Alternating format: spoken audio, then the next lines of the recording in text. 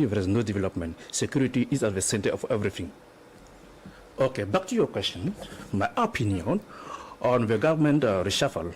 Well, I think for a new year, we have new ambitions, we have new challenges, we have new realities. So it was quite normal for the governor of Burkina Faso, headed by Captain Ibrahim Traoré, considering his ambition to see which kind of people, what kind of people he can select to fulfill his ambitions.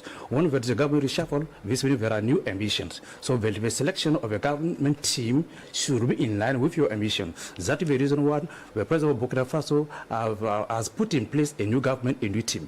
What I also noticed in this team is that some ministers have left the government and others have come. And also the name of some ministries have changed. So this is something interesting, because when you're reducing the number of ministries, the president of Burkina Faso here wants to reduce the expenses of the state so that the natural resources and the money of country can be used when advisedly. This is something good. I've also noticed that they changed the names. The Ministry of Construction, something like that, the Ministry of several people. So here, the president of Burkina Faso wants to put the Burkina people with the citizen at the center of the government. This is when you are elected or appointed in an official position, you are not working for yourself, but you are working for the people, for the citizen, and I think this is good enough. Yeah, this is high mark for the government. This was my opinion. Thank you very much. So, Mr. Cisse, what is your take on that? Okay, Mr. Zombre, allow me first, as Mr. Traoré, to say successful Happy New Year 2026 to our country, fellow countrymen and women of Burkina Faso. And hi to you, to your staff, line managers too. Happy New Year and love, peace, security in the country for all of us. Now to come back to your question, okay, let's say that we are at the start of the new year and we have a government reshuffle. This is simply meaning that we have a strong signal for the coming new year. First, in the content of the government, the new government, we have 4 outgoing and 2 incoming. This implies a reduction of the number of ministers. We have also, as Mr. Traoré put it so well, changes in the denominations of the ministries, ministerial departments, in line with the ambitions of head of the state, the Captain Ibrahim Traoré. He's then giving strong signal to show this is the way we're going to work from now on, to reduce the charges of the government and to have people strong enough with great ambition and to be working this, following his ambition too. So, okay. As we just quoted it, so we have 2, ministries that have been merged into 4 ministries merged into 2. This implies the reduction of expenses. So. Yeah. What about efficiency in terms of government conducting works and for the people? Because if I take, for example, the environment, environment is gone now, merged into agriculture. Is it not too heavy for the minister who is going to be in charge of that? Oh, I don't think actually it's, the efficiency of the government depends on the number of ministers. We have already seen Mr. Sombier, for Minister of Agriculture and etc., what he's been doing on the floor. And we have assessment. We always takes an assessment of the ministers. And if they have come to reducing the number, it simply means that those who stay in this government were supposed to be the most efficient and able to go along with the ambitions of the government, the reality of the country too. This is my viewpoint, in fact. So, Mr. Traoré, what about name changes? Is it to reflect who we really are? Exactly. The names have been changed to reflect our reality and to reflect our future policy. When you consider the 2 names, the Ministry of Construction of the Fatherland, is that? Yeah. This means you have been appointed there to serve the fatherland, not to serve yourself. You are at the service of the population, of the people of Burkina Faso, not yourself. So in a revolutionary government, okay, what you do is for the people, not for the people. Because the revolution is a revolution. for the people, by the people, and this is normal. When you have some ambition, the words you choose are very important to reflect your reality, to reflect your ambition, to reflect what you want to implement. Words have impact on people's psychology, on people's mind. This is normal. So what about this new naming of Ministry of War and Patriotic Defense? Mr. Zombre, this is normal. We are in war. I think the president should have even changed the name of this ministry for a long time. We are in a war. And when you analyze geopolitics, it is not even a war against terrorism. There is also war against other systems, okay, which are aggressing Burkina Faso. Other systems which are against Burkina Faso. The ministry of war is normal. It is the name. This means all the children must be ready. All the VDPs must be ready. All the citizens of Burkina Faso must be ready because we are in a war of time, in a time of war. So which system are attacking the country? The system attacking the country is imperialism. Imperialism, which find terrorism. Yeah.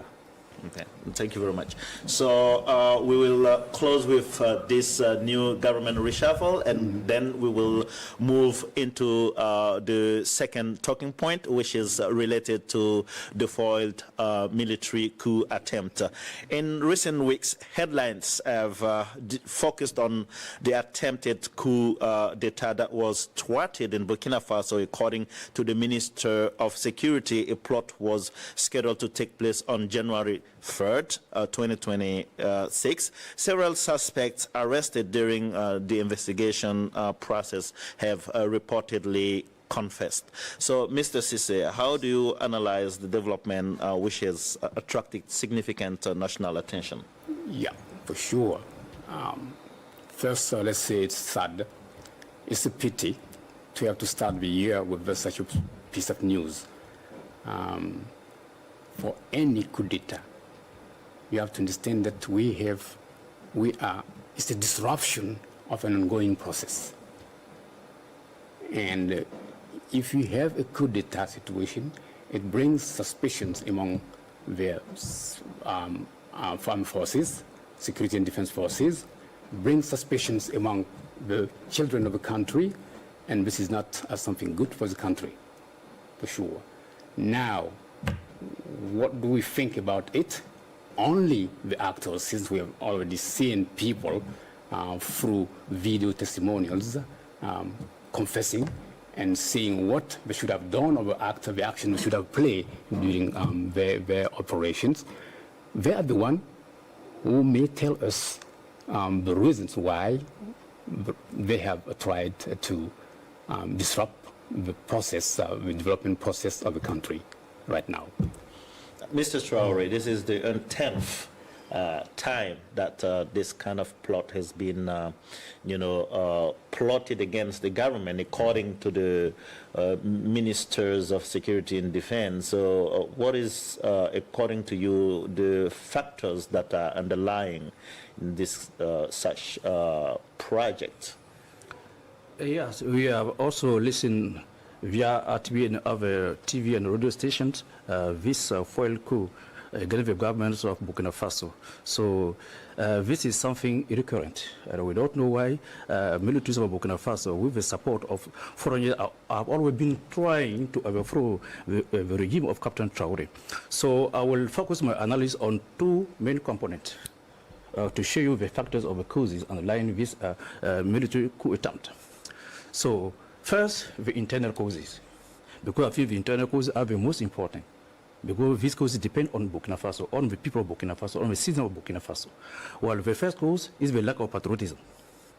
When you lack patriotism for your country, you can do everything against your country, and you can be easily manipulated to serve the interests of other people detrimentally to your country. The second cause or factors which can justify this military coup attempt is selfishness. Someone who is selfish only thinks about himself or herself. He doesn't consider the interest of a nation. He doesn't consider the general interest, but their own egoistic interests. And this is a damage. The second internal cause I can put forward, let's say the third internal cause I can put forward is internal split in the army. This means there may be some divisions in the different sections, especially of the army. So when you are divided in your army, it is very easy for people to recruit local servants to achieve their objective. So roughly speaking, vis-a-vis internal causes of a military coup attempt. Now let me talk about the external causes. The first external cause of this military coup attempt, I think, is imperialism. Because there are some nations, because there are powerful, because they think they are superior to other people or to other nations, generally want to dominate other people. They think they are less developed, they are animal, they are poor. No matter what they can become of, they want to exploit their resources. They want to use these people to live on. Because there are some countries like that, they don't live on their own natural resources, but they live on the natural resources of other people. They don't consider as people endowed with reasons, with imagination, with capabilities, with self-determination. They must be used to serve them. This is the action, the policy of imperialism. The second external cause is what? Geopolitics. This is geopolitics.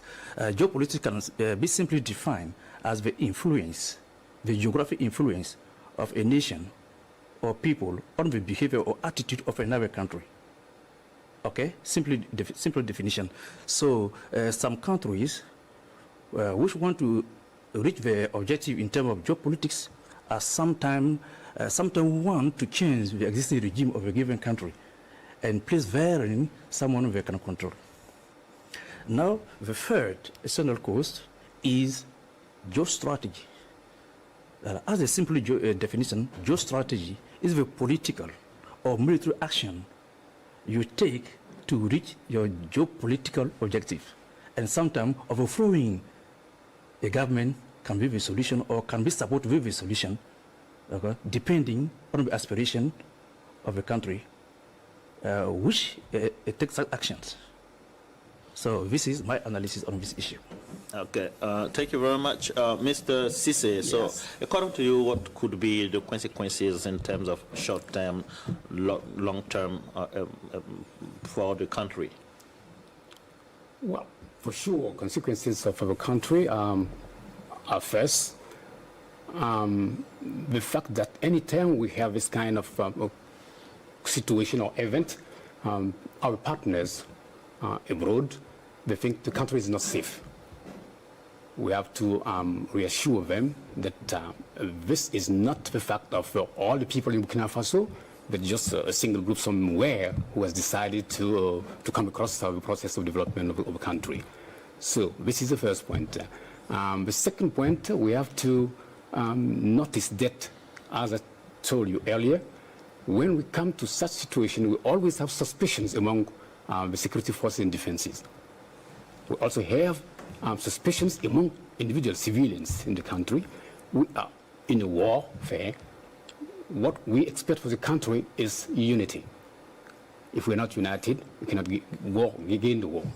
And as I said, the actors or initiators of the coup, their expectation is what, in fact, either succeed or at least create this unsteady situation in the countryside.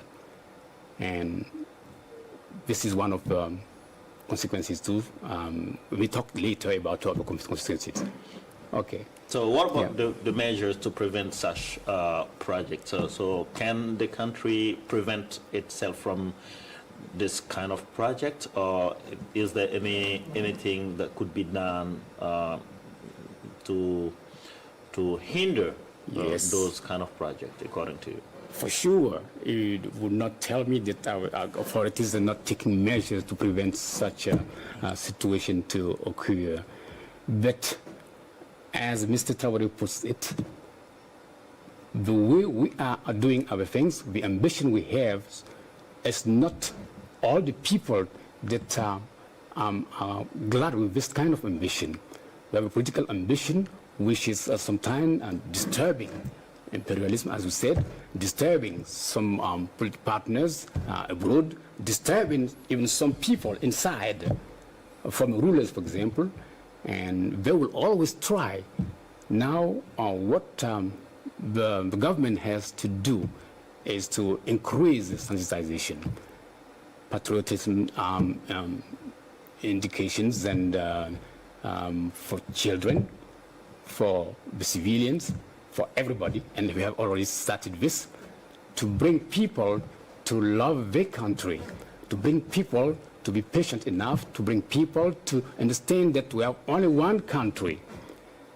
If we create troubles, we are already almost in trouble. If we create an additional trouble to what we've been facing so far, for sure, we're going to disappear. And this is not the intention or the aim of anybody in the country. Yeah. Mr. Traore, any substantial thought about how to prevent such situation to happen? Yeah, the most powerful weapon in the world is education. When you want to change a nation, want to change a generation, start with education. So to prevent such a military coup or other bad actions like this, you have to educate your people on the nature of the country. You educate them to your strategy. You educate them to your ambition. You educate them to your values. You educate them to your culture. And this is something fundamental which must start in the early days of children at school. Yeah, education first. And education, subjects like civics must be taught to students, no matter the level. Yeah, I think education can resolve everything. Nothing can help a country without education, out of education. Only education and awareness building campaigns in all the spheres of the country, in the government, even in the government, at the level of authorities, the children, and in all the offices of Burkina Faso, try to establish an educating program adapted or tailored to the level and the environment and the expertise of everybody. Military education may be different from civilian education, okay? So it is different, just adapt the type of education, but patriotism must be the center of this education, patriotism and civics. Do you think also that education will suffice? Well, for sure. This is part of what I said so far. I talk about sensitization, awareness campaign, education too. It's great. Yeah, we start with children. Yeah. We grow up with this in mind. We have many examples in the world, China, Asian country, etc. To be able to, when we grow up with some opinions or thinkings in our head, nobody can break it out again. We have to then go with it. It's a long way struggle, but we have to go through it. Thank you for this subject. We're going now to look back 2025. I hope you had a happy end of year 2025 and very happy beginning of year 2026. Following, our discussion on the attempted military coup, it is important to review the key development that shaped our country beyond security threats. 25 was also marked by challenges and progress in terms of agriculture, mining, humanitarian efforts. So assessing these sectors will help us to understand our country's achievements and difficulties, and also lessons to draw carry from this past year into this new year, 2026. Mr. Traore, how do you assess the security domain of 2025? What is your point of view about what have been done and the achievement that we've been reached? Okay. So thank you for this question, which is relevant enough. So as a reminder, Captain Traore came to power through a military coup, which he justified by the deterioration of national security. So now what has Captain Traore done to face this insecurity in his country? So when you analyze the situation, we can say that a lot has been done because many internally displaced persons have returned in the initial places. This is very important because when there is insecurity, you cannot live in peace, you cannot live in your initial places. So many of them have been restored back to the initial places. And also, President Traore and his team have procured weapons dangerous weapons, state-of-the-art weapons to fight against terrorism. And all the Burkina people can witness daily the number of weapons, the sophisticated weapons, which enter in this country. And also, he has recruited many people who got involved in the army, who joined the army to defend the country, like the formation of volunteers for the defense of homeland. So the soldiers, the number of the army of Burkina Faso has increased, and this is very important. And the number of our army today allow us to face terrorists and all the foreign enemies. This is very important. And also, some policies have been designed to collect money nationally. The Patriotic Fund, for example, people are contributing to support the government effort, and this is very good. So due to all of this effort, we can say that there's relatively an improvement of the national security situation in Burkina Faso, but a lot is still to be done for us to be in full security. But don't also forget that security is never complete, never ever. But you can reach a level of security in our country to live peacefully. Even without terrorism, there can be insecurity. So security is a whole.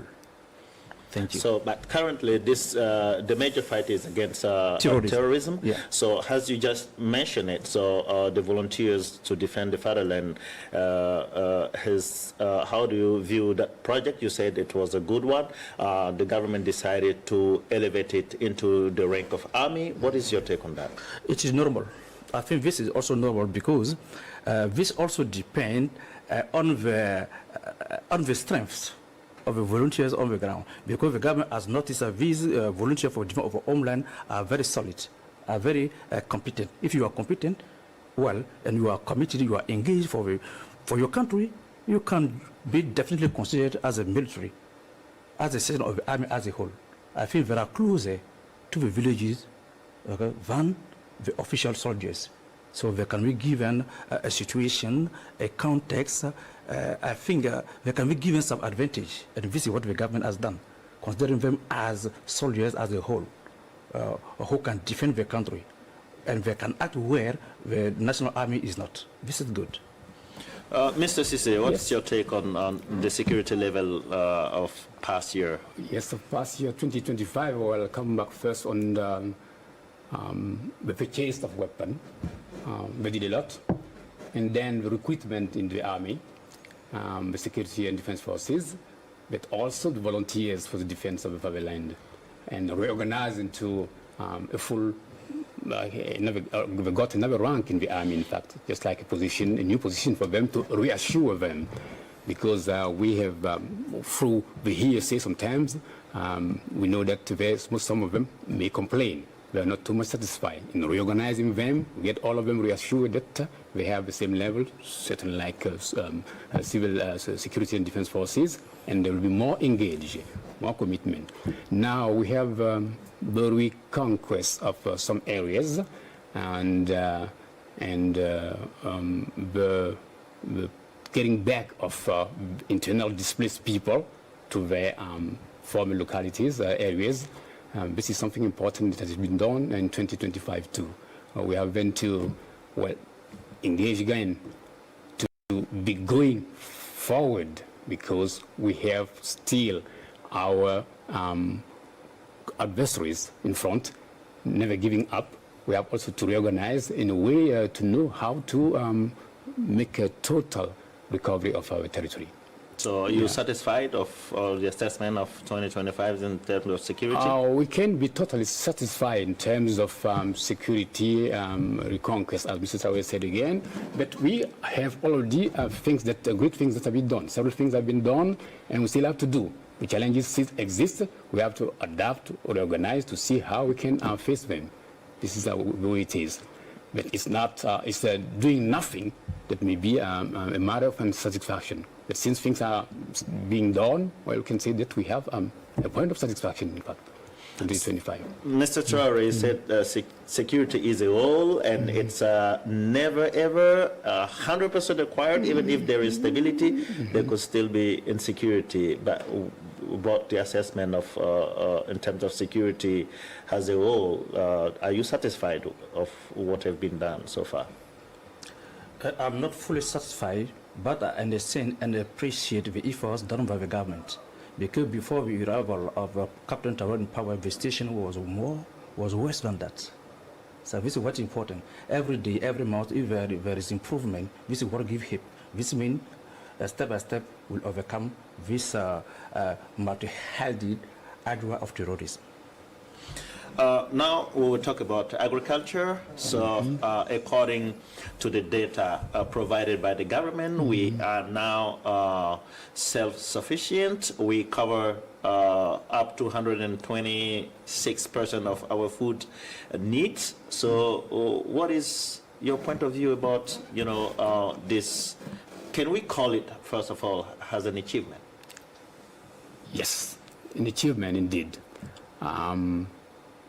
For 2 years of existence, we've been able to reach such level of achievement, we must appreciate it and say that we have still things forward to be done. That is already a good start, a strong signal. This is what we always expect from rulers and government. If we start doing step by step, we'll reach one day to full. And I really appreciate the Minister, Mr. Sombier, in what he's been doing. He has been kept in the government with a merge in his department. It means that he was doing good things, interesting things, and we have to appreciate and then congratulate him for what he's been doing. Yeah. Mr. Traore, so over 126% of food need covered. What does it mean in terms of translating it into our dishes, like into the normal citizen dishes? So what does it mean? Well, first of all, let me tell you that the government of Burkina Faso has implemented what they call a presidential initiative. And as part of this presidential initiative, there is what came to be known as the agro-pastoral and fishery offensive. And the minister in charge of this is the Minister of Agriculture, headed by Sombier. So, and in this initiative, we have seen that the president of the government of Burkina Faso has purchased tractors, harrows, threshers, and many things to increase the agricultural production of Burkina Faso, and also encourage the farmers all over Burkina Faso so that they can develop and produce new species for food sufficiency in Burkina Faso.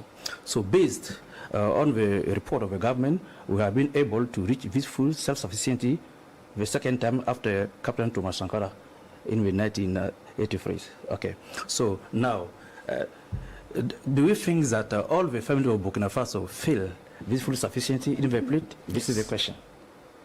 This is the question. So I think that the government must take our initiative so that these crops can be sent to these families, okay, in lower costs, okay, and also fund other projects of the families with low revenues, so that they can improve their daily living condition, so that they can better the working condition and the working environment. This is the only way they can feel the materialization of the food self-sufficiency in the plate, in the dish or the table. So this is still the beginning of the year. Maybe in the course of this new year, we will see those happening. Yeah. So in terms of mining sector, we've seen the big companies bearing the flag of Burkina Faso coming into the game. Yeah. How do you see that? So now we have major Burkinabe, fully 100% Burkinabe mining companies coming into the game, where in the past it was foreign companies. Only. Yeah, for sure. Things to be encouraged to. Because if you only count on external partners, for sure we'll always stay behind. They talk in terms of interests. They are businessmen. They have come here for a business. They have not come here because we were good people. And now, if we have own Burkinabe entering the field too and acting for Burkinabe, things will be different. for sure. The way we're going to treat the Burkinabe people with our own businessmen is not the same way external people will treat Burkinabe. The interest we'll get from Burkinabe actors, for example, hiring more Burkinabe with a new status. This is going to be different from what the external partners are going to do. So things are to be encouraged too in that field. Yeah. And the government is acquiring more shares in the mining companies like Kiaka. For How sure. do you appreciate that? Yes, this is also to encourage Burkinabe to enter the field. If the government itself acquires shares, for sure, this is internal, this is national. Okay? That's a good point then to me. Mr. Traore, Yeah. what is your take? Government is acquiring shares. National promoters are being encouraged to enter this new era of, national mining, building big national mining companies. So what is your point of view on that? Well, Mr. Zombre, we are in the progressive and popular revolution. And when you say you are a revolutionary country, you cannot rely on other people fully. So if you say you are revolutionary, you must learn how to depend on yourself. Yeah. You must learn how to rely on yourself, not to rely on other people. So the nationalization of our mining companies, or even other state-owned companies, is part of this policy of sovereignty. So when your companies are owned by foreign countries, they exploit your resources, okay, your raw materials, and bring them to their own countries and manufacture them and send them back to you expensively. This is slavery. No country can be developed without industrialization, and no country can aspire to development while sending randomly all its natural resources to foreign entities. It is a mistake. It is even madness. It is madness. Revolutionaries are like that. A revolutionary first count on himself, first rely on himself, and what you get abroad is just a support.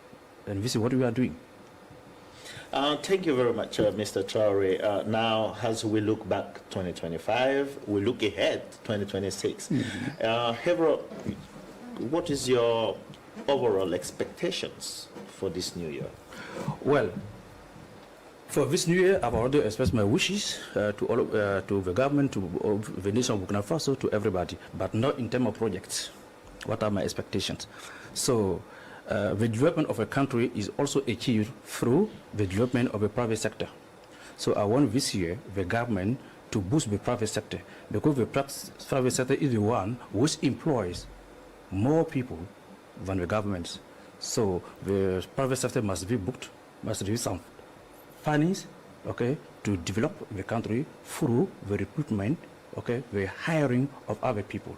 Because the more we'll have employees, okay, the more terrorists can easily recruit jobless people and make them join the camp, and this is not good. Secondly, what I want the government to do this year is to initiate what I call war-based economy. Because if you are in a war situation, in a welfare situation, you must develop a new economy which is adapted to your welfare situation, because you never know when this war will take an end. So presently, we are funding as a patriot, we are contributing, but nobody knows when this war will end. So we need, okay, a war-based economy. Yeah, an economy to fund the war, and this can be done. This is what President Putin is doing in Russia. He has developed an economy for war internally, and now externally he has established a relationship with countries like Burkina Faso. He sells weapons, and he also in return receive some of our natural resources. And this way Putin can wage war against any country, no matter the year, the number of years it will take. So this is what is lacking in Burkina Faso. We need a war economy. So an economy. The example of Russia is not Burkina Faso, Burkina Faso is not Russia. We don't have the same assets. No, science is universal. Yeah, what I keep is unemployment is instability. The government should focus on creating more opportunities for the private sector. Exactly. So, Mr. Cisse, Yes. what is your expectations for this new 2026? It's okay. Well, allow me first to pay a special tribute to all the casualties of year 2025, and then now come for all the expectations. Great expectations, and things have been done so far, but we need to reorganize internally. We're not saying that we're not organized enough, but we need more experts sometimes to discuss some issues. As Mr. Traore said, for example, we need a war economy. We're not be relying only on patriotic contributions. This is not, to me, long-lasting. But if we create the things that can be sustainable, for sure, since we don't know, or we expect war to end tomorrow, why not after tomorrow? But in reality, we are not master of the situation to be able. Our expectation, as great expectation, is to make it end. In case it does not end, we should have things to rely on. Okay, this is the point then for, and I'll probably end by quoting Sirleaf Johnson, Ellen Sirleaf Johnson, former president of Liberia, who said once that the size of your dreams should always exceed your current capacity of fulfilling them. If your dreams do not scare you, it simply means that they are not big enough. So let our dreams be scaring us, and cross the fingers for the Almighty to help us find the capacities of fulfilling them. Understand? Thank you very much, Mr. Cisse. Yeah. Thank you very much, Mr. Traore.